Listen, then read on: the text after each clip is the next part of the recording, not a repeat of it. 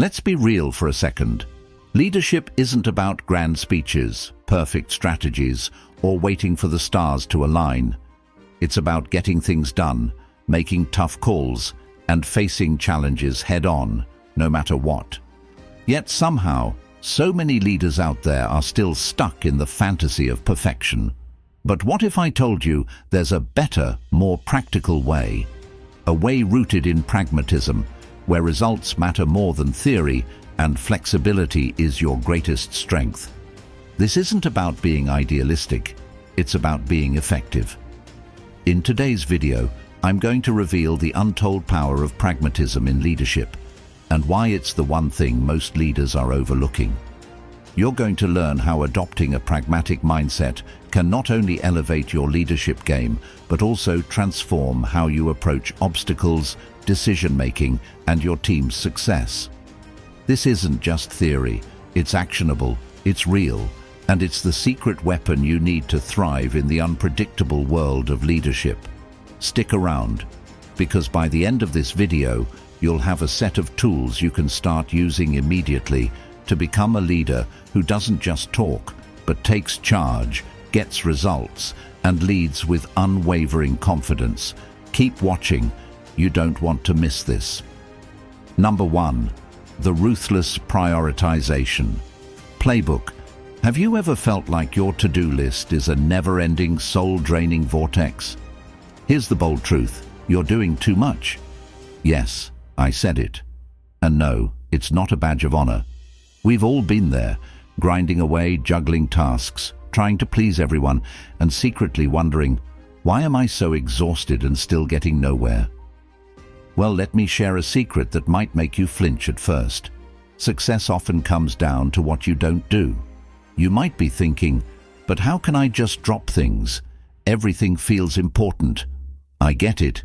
It's tempting to believe you can handle it all. That's the lie we tell ourselves. And it's the same lie that keeps us stuck in the hamster wheel of busy work, mistaking motion for progress. Let me ask you this. Do you want to feel productive, or do you want to actually be effective? Because those two are not the same. Here's where the ruthless prioritization playbook comes in. The idea is simple, but a bit controversial. Cut out the fluff, the nice-to-haves, and even the tasks that seem important, but don't drive real results. It's about making brutally honest decisions about where your time and energy go. Think of it like cleaning out your closet. You're not just organizing, you're throwing out the stuff that doesn't fit your life anymore. Let me give you a real-life example. A while back, I was working on a big project at the office. Deadlines loomed, emails flooded in, and everyone seemed to need a piece of my time. Sound familiar? I was drowning. Then I did something that felt borderline rebellious. I made a not-to-do list. Yep, instead of adding more to my plate, I listed out tasks and commitments I would stop doing entirely. No explanations, no guilt. I delegated some, delayed others, and outright cancelled the ones that didn't align with the project's core goals. At first, people were surprised, even annoyed, but the result? The project got done faster and better, and I wasn't running on fumes by the end. Here's the thing. Prioritizing isn't about being passive-aggressive or lazy. It's about taking ownership of your time and energy. It's about recognizing that saying no to one thing is actually saying yes to something bigger, your well-being, your goals, your sanity. This isn't selfish, it's smart. And the best part? It sets boundaries that teach others to value your time as much as you do. When you start ruthlessly prioritizing, you reclaim control over your life. You stop feeling like a victim of endless demands and start leading with intention. So here's my challenge for you. The next time you're overwhelmed, don't ask, how can I do it all? Instead ask, what can I let go of? Remember, your space, your peace and your energy are precious resources. Guard them fiercely, and trust me, the freedom you'll feel is worth every tough decision. Number 2, leading by losing. First, here's a counterintuitive truth. If you want to win big, you have to be willing to lose first. I know it sounds crazy. We're wired to avoid failure at all costs, conditioned to believe that losing is a sign of weakness or incompetence. But what if I told you that some of the greatest leaders, the ones you admire most, became who they are because they embraced failure as a stepping stone? Intrigued? Good. Stay with me. You know that feeling when you're desperately trying to control everything, your team, your outcomes, your reputation, and it feels like the harder you try, the more things slip out of your grasp. We've all been there. Maybe you micromanaged a project or you avoided taking risks because the thought of failure was just too uncomfortable. And let's be real, nobody likes looking like they don't have it all together. But here's the twist. True leadership doesn't come from always having the answers or winning every battle. It comes from your ability to admit when you're wrong, learn from mistakes, and let others shine, even if that means stepping back and losing in the short term. It's not weakness, it's strength in its rawest form. Let me give you an example. A few years ago, I was leading a team on a high-stakes project. The stakes were so high, in fact, that I thought I had to take control of everything, decisions, presentations, even the smallest details. And guess what? The team started to disengage. They felt smothered, undervalued, and unmotivated. The harder I clung to the reins, the more we floundered. So I did something terrifying. I stepped back. I gave my team the freedom to make decisions, even if they made mistakes. And, oh, they made mistakes, big ones. But instead of swooping in to fix everything, I asked questions, encouraged them to find solutions, and reminded them that mistakes were part of the process. You know what happened? They grew. They stepped up in ways I never imagined. By losing control and allowing room for failure, I earned their trust and respect. And we ended up exceeding expectations in the end. This is what leading by losing first is all about. It's about creating a space where people feel safe to fail and learn. It's about admitting that you don't have all the answers and letting others teach you. And it's about realizing that sometimes you need to lose the battle to win the war. When you lead this way, something incredible happens. You stop carrying the weight of the world on your shoulders. Your team becomes more resilient, innovative, and self-reliant. And you, as a leader, gain a confidence that comes not from perfection, but from the courage to grow alongside your team. So here's the takeaway. Don't be afraid to lose. Lose your ego. Lose the need to control everything. Lose the fear of failing. Because when you do, you'll win something far greater: authenticity, growth, and the kind of leadership that inspires others to follow you, not because they have to, but because they want to. Number 3, the silent resignation test. What if I told you that sometimes the best way to lead is to do absolutely nothing? Sounds counterintuitive, right? Maybe even irresponsible. But hear me out. There's a powerful strategy that can reveal everything you need to know about your team, your systems, and even yourself as a leader. I call it the silent resignation test. And no, it doesn't involve quitting your job. It's about stepping back intentionally and letting the chips fall where they may. Now, I know what you're probably thinking, but if I step back, everything will fall apart. Trust me, I've had the same thought. We've all been there, caught in the trap of believing that if we're not involved in every detail, the whole operation will implode. You feel indispensable, like the glue holding everything together. But is that really true?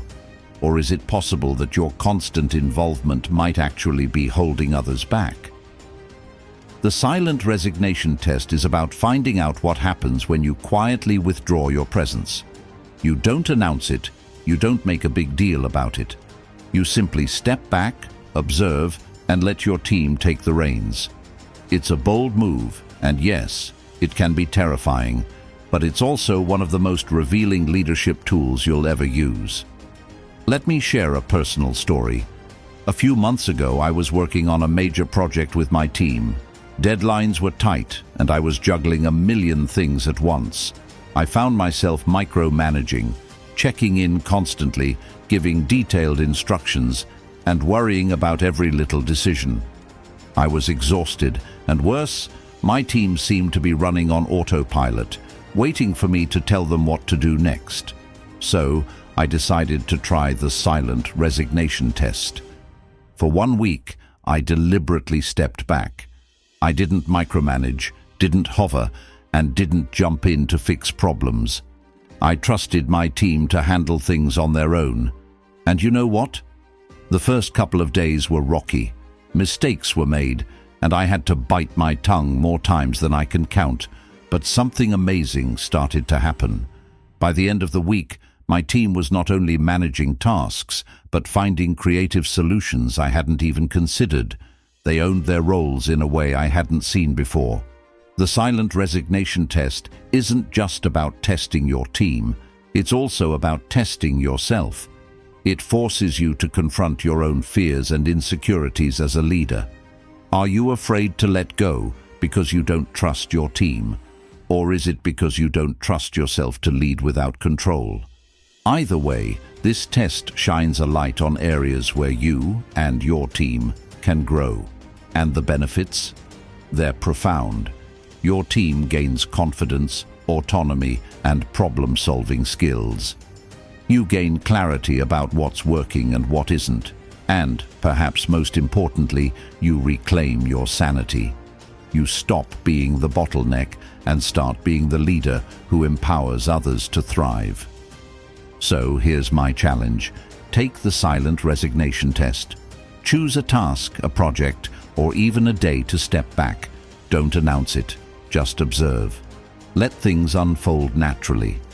You might be surprised by what you learn, not just about your team, but about yourself. This is about reclaiming your peace, your perspective, and your power as a leader. Because sometimes the most impactful thing you can do is nothing at all. Number 4, the ego erasure exercise. Let's start with a tough question. How much of what you do, your decisions, your reactions, your goals, is truly about the situation at hand, and how much is about protecting your ego? It's a harsh reality, but often we let our need to be right, acknowledged, or validated drive our actions more than we'd like to admit. The ego erasure exercise is a game changer, and yes, it's exactly what it sounds like. An intentional practice to strip your ego out of the equation. I know it sounds uncomfortable, but stick with me. You might just find the freedom you didn't know you needed. Picture this. You're in a heated argument with a co-worker, friend, or partner. You feel that knot in your chest tightening, that overwhelming urge to say, "You're wrong, and here's why." We've all been there, right? It's that classic moment when winning feels more important than anything else. But let me ask you, what does winning even mean in these situations? Does proving your point actually solve the problem? Or does it just feed your ego for a fleeting moment? The ego erasure exercise flips that script. Here's the twist. When you feel the need to defend yourself or assert your dominance creeping in, pause. Instead of reacting, ask yourself one simple question. What would I do if my ego didn't care about the outcome? This isn't about surrendering your values or letting people walk all over you. It's about removing the emotional clutter of pride and self-preservation to see what truly matters. I remember trying this for the first time during a meeting at work.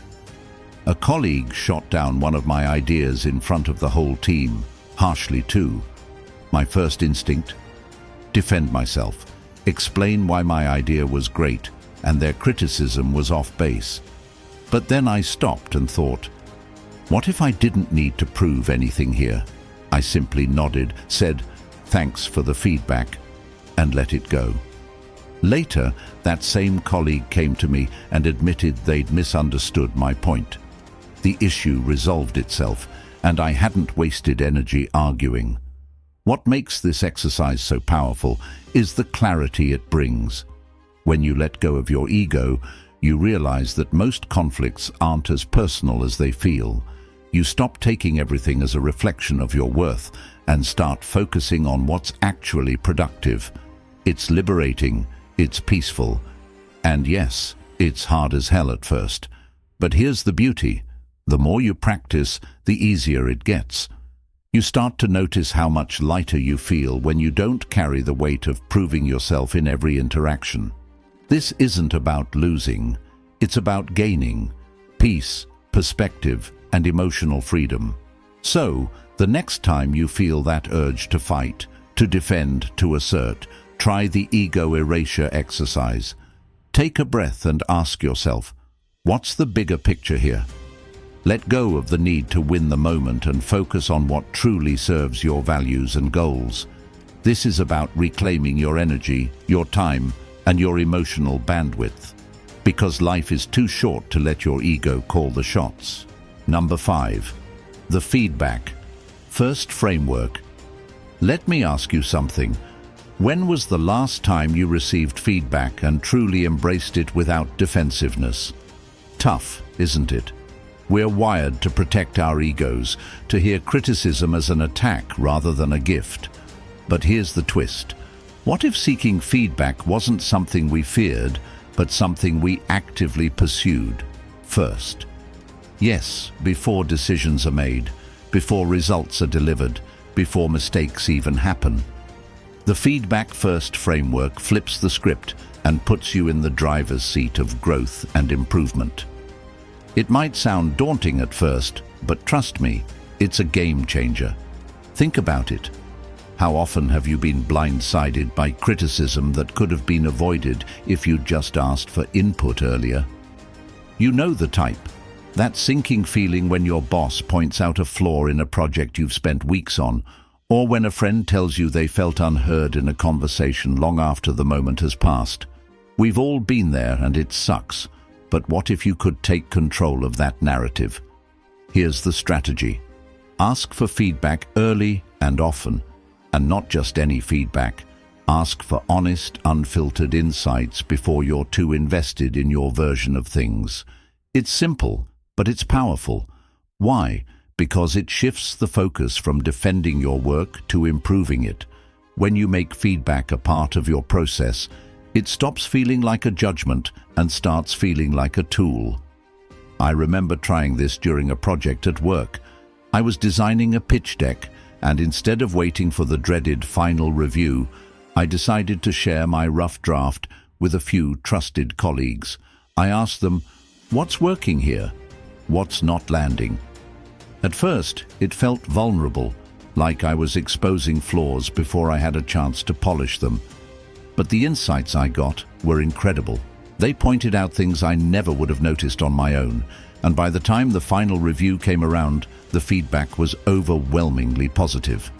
The feedback first framework works because it eliminates the surprise factor. It allows you to course correct early, saving you time, energy, and, let's be real, ego bruises. But beyond that, it sends a powerful message to the people around you. It says, I care about getting this right, not just about being right. And that kind of humility builds trust and collaboration like nothing else. Now, don't get me wrong, this isn't always easy. Asking for feedback means opening yourself up to criticism, and that can be uncomfortable. But it's also incredibly empowering. This isn't about perfection, it's about progress. It's about creating a culture where growth is celebrated, not feared. So here's my challenge to you. The next time you start something, whether it's a project, a conversation, or even a personal goal, ask for feedback first. Embrace the discomfort and lean into the process. Because when you make feedback your ally, you take control of your growth. And that's not just powerful, it's transformative. Number 6. Shock and adapt. Leadership. Let me start with a question. What's the one thing we all dread in leadership roles? Change. Unpredictable, unavoidable, messy change. It sneaks up on you like a storm on a sunny day, doesn't it? You think you've got everything under control, and then, bam, a curveball disrupts your plans. But here's a truth we rarely talk about. Great leaders aren't the ones who avoid shocks. They're the ones who adapt to them. They embrace the chaos and turn it into opportunity. That's the heart of what I like to call shock and adapt leadership. Now, you might be thinking, embrace chaos. That sounds exhausting. And trust me, I get it. We've all been in situations where change feels more like a gut punch than an invitation. Maybe it's a sudden shift in team dynamics, a last-minute project overhaul, or even a personal curveball that throws you off your game. You know the type. Those moments where you just want to hit pause and figure things out. But here's the catch. Life doesn't wait. And that's where adapting becomes your superpower. The idea behind shock and adapt leadership is simple yet profound. Instead of resisting unexpected changes, lean into them. Treat every disruption as a signal, not a setback. Think of it like this. When you're hit with a shock, it's like life handing you an unfinished puzzle. Sure, it's frustrating, but it's also an opportunity to create something new, something better. The key is to reframe your mindset. Ask yourself, what can this teach me? How can I grow through this? I'll give you an example. A few years ago, I was leading a team on a critical project, and just 2 weeks before the deadline, our biggest client changed the entire scope. It was chaos. My first instinct was panic. How were we going to pull this off? But then I remembered this concept. Shock is inevitable, but adaptation is a choice. I gathered my team, laid out the new requirements, and instead of focusing on what we couldn't do, we focused on what we could do. The result? Not only did we meet the deadline, but the client was so impressed with our flexibility that they doubled their future investment with us. This isn't about being superhuman or always having the answers. It's about resilience and resourcefulness. It's about leading with curiosity instead of control. When you adapt, you show your team that it's okay to pivot, to experiment, and to fail forward. And let's be honest, that's what leadership is all about. Shock and adapt. Leadership isn't just a strategy, it's a mindset. It's about reclaiming your power in moments of uncertainty. Because here's the thing, shocks will happen, but your ability to adapt is what defines your success. So the next time life throws you a curveball, don't freeze, don't fight it. Lean into the shock, adapt, and watch how it transforms you and everyone around you. Remember, true leadership isn't about avoiding storms, it's about learning to dance in the rain. Number 7, the calculated conflict catalyst. Let's face it, most of us avoid conflict like the plague. We tiptoe around issues, hold our tongues, and convince ourselves that it's better to keep the peace than rock the boat. But here's the thing, avoiding conflict doesn't eliminate it. It just buries it deeper, letting resentment simmer until it eventually boils over. So what if I told you that conflict, when approached intentionally, could be one of the most powerful tools for growth and connection? That's the idea behind the calculated conflict catalyst, leaning into tough conversations with purpose, not avoidance. Now you might be thinking, conflict as a tool? That sounds like a recipe for disaster. Trust me, I hear you. We've all been there. The awkward silences, the passive-aggressive comments, the gut-wrenching anxiety that comes with confrontation. It's uncomfortable, no doubt. But let's be honest. How many times has avoiding conflict left you feeling stuck or misunderstood? The truth is, healthy conflict isn't about winning or losing. It's about breaking through walls and building bridges. The calculated conflict catalyst is all about shifting your mindset. Instead of seeing conflict as something destructive, think of it as a catalyst, a way to spark clarity, strengthen relationships, and solve problems that would otherwise fester. The calculated part is key. This isn't about picking fights or being confrontational for the sake of it. It's about being intentional, choosing your battles wisely, and approaching them with empathy and logic. Let me share a quick story. A few years ago, I had a colleague who constantly missed deadlines. It wasn't malicious, they were just juggling too much. At first, I avoided saying anything because I didn't want to seem critical or cause tension. But eventually, the missed deadlines started affecting my work, and I knew I couldn't stay silent. I decided to apply this approach. Instead of accusing or venting, I scheduled a one-on-one meeting, calmly explained how their delays were impacting the team, and asked how we could work together to make things smoother. Their response? Relief. They admitted they were overwhelmed and hadn't known how to ask for help. That conversation didn't just solve the problem, it strengthened our working relationship. This approach works because it reframes conflict as an opportunity, not a threat. By addressing issues head-on, you eliminate the guessing game and create space for mutual understanding. And yes, it takes courage.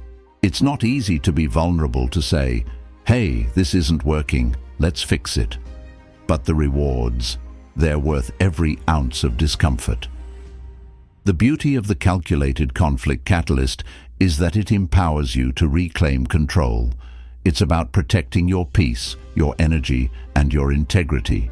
It's not about being combative, it's about being courageous.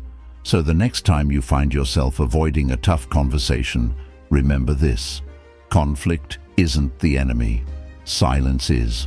Lean in, speak your truth, and watch how it transforms not just the situation, but also you.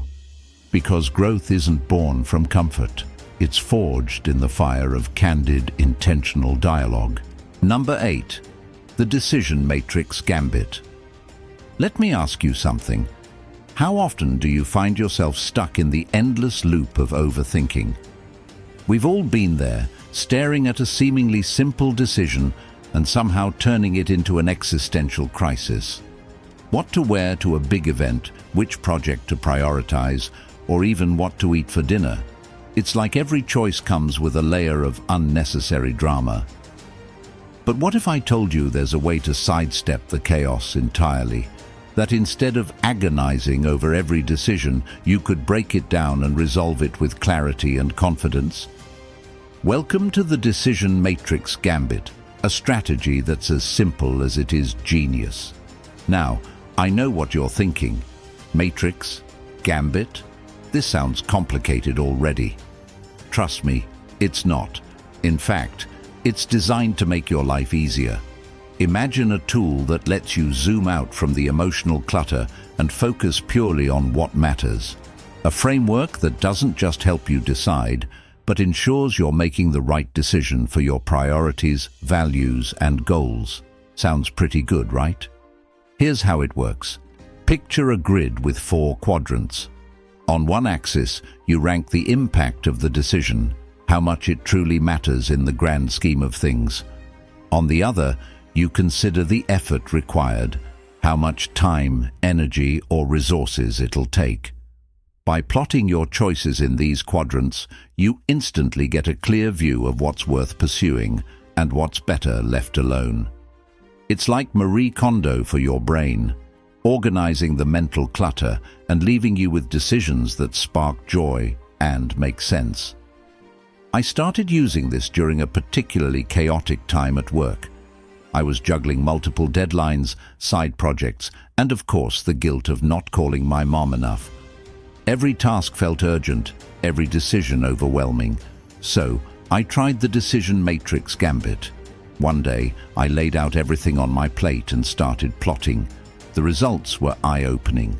Tasks that felt important suddenly revealed themselves as low-impact distractions, while others that I'd been avoiding were clearly high-value moves. It didn't just help me prioritize, it helped me breathe. The beauty of this approach is its versatility. You can use it for career choices, personal goals, or even figuring out which Netflix series to binge next. Hey, priorities. It takes the emotion and second guessing out of the equation and replaces it with clarity and direction. More importantly, it reminds you that not everything deserves your attention or energy. At its core, the decision matrix gambit is about reclaiming control over your life. It's a reminder that decisions don't have to be agonizing, that clarity is just a framework away. And here's the best part, it's not about perfection. You won't always make the perfect choice, but you'll make informed ones, and that's what leads to real progress. So, the next time you're caught in the throes of indecision, take a deep breath and map it out. Use the grid, make the call, then let it go. Because life isn't meant to be a constant game of mental tug-of-war. It's meant to be lived, one calculated, confident step at a time. Number 9. The unfiltered 360 strategy. Let's face it, most of us aren't as honest with ourselves as we'd like to believe. Sure, we tell ourselves we're self-aware, but when was the last time you truly saw yourself the way others see you? It's a humbling, sometimes uncomfortable thought, isn't it? But here's the kicker. This lack of perspective is often what keeps us stuck in the same patterns, the same frustrations, the same missed opportunities.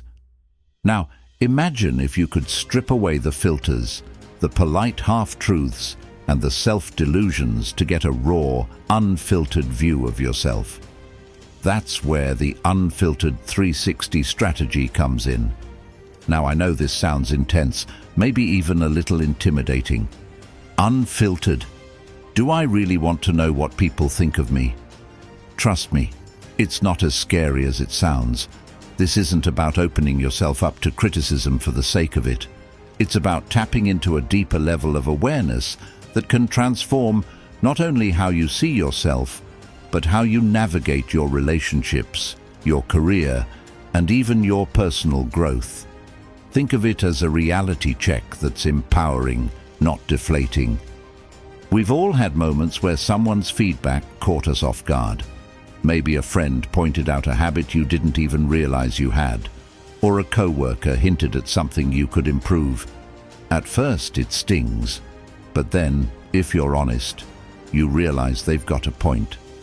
The unfiltered 360 strategy takes that concept and amplifies it, intentionally seeking out constructive, no-holds-barred feedback from the people who see you in action every day.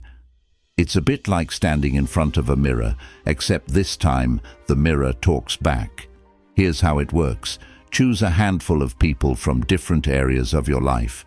Your boss, your best friend, your partner, maybe even that brutally honest sibling who never sugarcoats anything. Ask them to share 3 things: what you're great at, what you could improve, and one behavior or trait they find puzzling or inconsistent. The twist? You can't defend yourself. No, yeah, but, or, you don't understand. Just listen, absorb, and reflect. I tried this a couple of years ago when I felt stuck in my career. I thought I was doing everything right, working hard, being a team player, checking all the boxes. But when I asked for unfiltered feedback, I learned that I had a habit of downplaying my accomplishments in meetings, which made me come across as less confident. It was a blind spot I never would have uncovered on my own. And the best part? Once I knew, I could work on it. Within months, I started speaking up more, and guess what? People noticed. The beauty of this strategy is that it's not about fixing everything or becoming perfect. It's about gaining clarity. It's about understanding how your actions align, or don't, with your intentions, and using that insight to grow. It's also a reminder that vulnerability isn't a weakness. In fact, it takes incredible strength to say, "Tell me what I don't see." This isn't easy work, but it's worth it. Because when you strip away the filters, you're left with something invaluable, a clearer, truer version of yourself. This is about more than just personal growth. It's about owning who you are, flaws and all, and committing to becoming better in the ways that matter most to you. So, here's your challenge. Are you ready to embrace the unfiltered truth? To open yourself up, listen deeply, and grow boldly? The Unfiltered 360. Strategy isn't just a tool, it's a mindset. One that says, I'm ready to see myself clearly so I can move forward with confidence. And that, my friends, is where real transformation begins. Number 10. The 10% rule of delegation. Have you ever found yourself buried under a pile of work, thinking, if only I had more hours in the day? We've all been there, right? Juggling multiple tasks, trying to do everything yourself, and still feeling like you're falling behind. Now, I know what you're probably thinking. I'm the only one who can do this right. Or no one else can handle it like I can. Trust me, I get it. But what if I told you that the key to getting more done and actually having time for yourself might be in letting go just a little bit? And no, I'm not suggesting you pass the buck and abandon responsibility. I'm talking about a game-changing strategy called the 10% rule of delegation. The 10% rule is simple, yet powerful. For every task or project on your plate, try delegating 10% of it to someone else. Sounds small, right? But trust me on this, it's the perfect balance between maintaining control and giving others the chance to help. Now, you might be thinking, but won't that take more time to explain? Yes, it might. And it might feel uncomfortable at first. But here's the thing. Delegating just a little bit at a time frees up your mental energy, reduces stress, and boosts productivity without leaving you feeling like you've passed the whole job off to someone else. Think about it. How often do you find yourself doing things that could easily be handled by someone else? Maybe it's answering an email, scheduling a meeting, or organizing a file. These little tasks pile up quickly, and before you know it, you're overwhelmed. You know the type. Someone who tries to be everything to everyone. And we've all been there, thinking we're doing the right thing by taking it all on ourselves. But what if you could cut those tasks down by just 10%? Let's break it down. I remember when I first learned about the 10% rule during a particularly stressful project. I was drowning in deadlines and trying to perfect every detail. I didn't want anyone else to mess up anything, so I took on everything, from designing the visuals to managing the client communication. But then, a mentor of mine suggested I start small, delegate just 10% of each task. I started with the easy stuff, handing off some of the communication to a colleague, asking my assistant to handle the scheduling. And you know what? It worked. Slowly, I felt a weight lift off my shoulders. And when I looked at my workload, I realized I still had control over the bigger decisions. I was less stressed, more focused, and, most importantly, productive. The beauty of the 10% rule is that it's a mindset shift. It's not about relinquishing control, but about being smart with your time. You don't have to hand over your entire workload. Instead, focus on the 10% that adds up. Those small tasks that drain your energy and time, but don't actually move the needle. It's not about being lazy or relying on others to do your work. It's about maximizing your own potential and creating space for what really matters. The emotional payoff here is huge. By letting go of those little tasks, you create room for clarity, focus, and a healthier work-life balance. You're no longer trying to be everything for everyone. You're being intentional about how you allocate your time. You've earned the right to share the load and trust others with the things that don't need your 100% focus. And here's the best part. As you start delegating more, you'll notice a boost in your team's morale too. People want to contribute, they just need the opportunity. So, here's your challenge. Try out the 10% rule today. Find one task, just one, that you can delegate and give yourself the gift of time. It's not about losing control. It's about embracing the power of trust, collaboration, and smart delegation. Because when you do, you're not just lightening your load, you're showing up as a more empowered, efficient, and confident version of yourself. And that, my friend, is a win-win. Number 11. The opportunistic delay technique. Here's a little secret. Not all delays are bad. In fact, some of them can be a game changer. Now, I know what you're thinking. Wait, what? I'm constantly battling against deadlines and feeling the pressure to get things done faster, not slower. Trust me, I get it. We're all about speed in today's world, but what if I told you that there's a strategy, a technique even, where strategically delaying something can actually make you more productive and successful in the long run? Yes, I'm talking about the opportunistic delay technique. Think about it. How often do you rush into something only to realize later that you could have made a better decision if you had just taken a little more time? We've all been there, right? You know the type. The person who immediately jumps into action, gets things done, but at the cost of quality or clarity. It's a trap we all fall into at some point, thinking that doing something quickly equals being productive. But what if, by delaying just a little bit, you could actually make a smarter move? Here's where the opportunistic delay technique comes in. It's simple. Instead of rushing, take a step back. Let the decision marinate. It's not about procrastination. Don't get me wrong, we're not talking about avoiding work. Instead, you're giving yourself a moment to think, analyze, and let new ideas or information come to you. It's about delaying action until you can approach the task with a clearer, more strategic mindset. Why? Because quick decisions aren't always the best decisions. It's about using time as a resource to make better choices. Let me tell you about a time I used this technique. There was a project at work where I was tasked with creating a major presentation. I could have easily thrown something together quickly, but I knew the stakes were high. The last thing I wanted was for my effort to fall flat.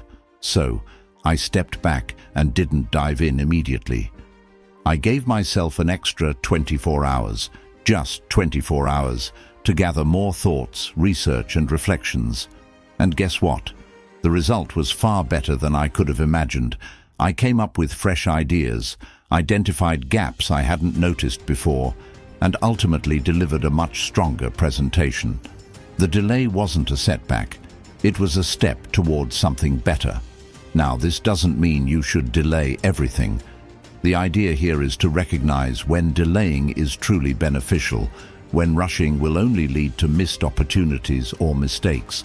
By embracing a short, purposeful delay, you're giving yourself the chance to fine-tune your work and make sure it aligns with your highest goals.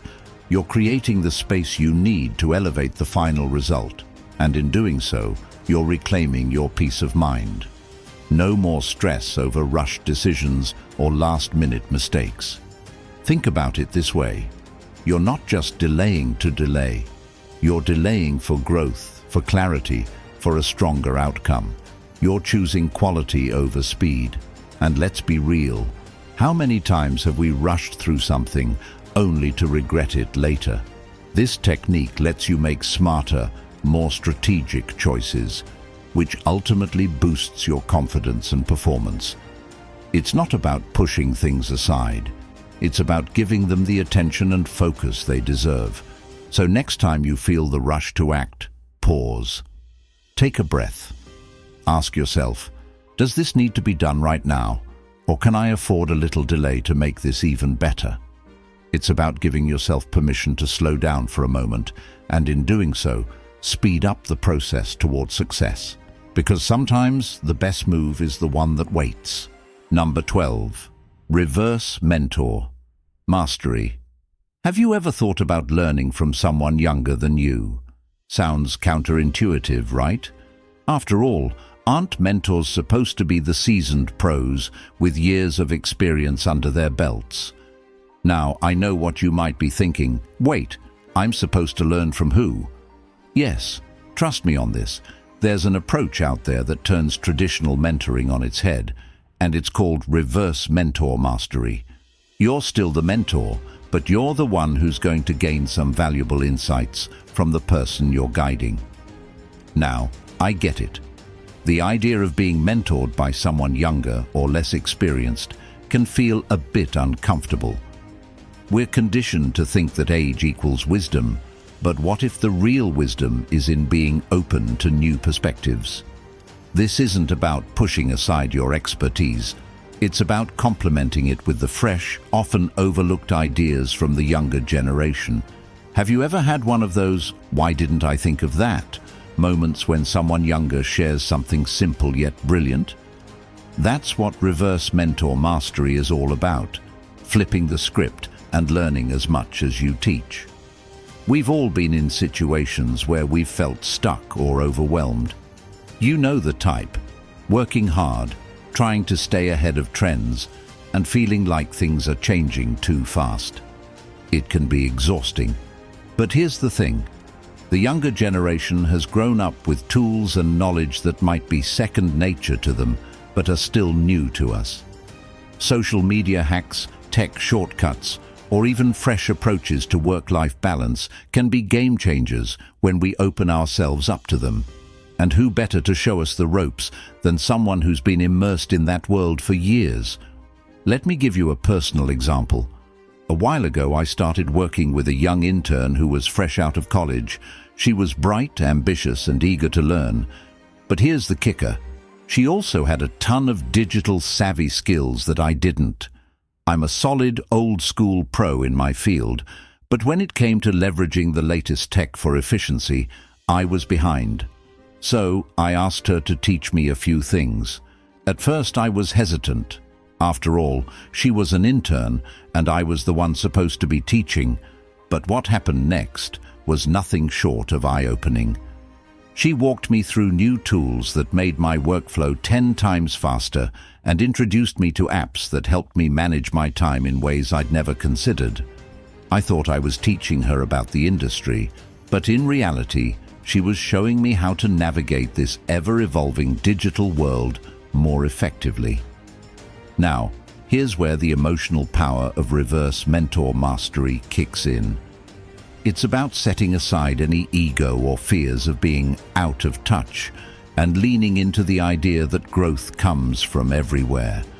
Instead of feeling threatened by someone younger, you embrace their perspective as an opportunity to evolve. This isn't about losing your expertise. It's about adding a layer of flexibility and innovation to it. Implementing reverse mentor mastery does more than just improve your skills. It transforms how you see yourself in relation to others. It's about humility, curiosity, and the confidence to say, "I don't know everything, and that's okay." When you're open to being mentored by someone younger, you're not only expanding your own horizons, but you're also showing them respect, trust, and the value of mutual learning. So, here's your takeaway. Don't be afraid to flip the traditional mentoring dynamic. Seek out opportunities where you can learn as much from those you're guiding as you teach them. It takes strength to admit that you don't have all the answers, and it shows incredible self-respect to stay open to new ideas.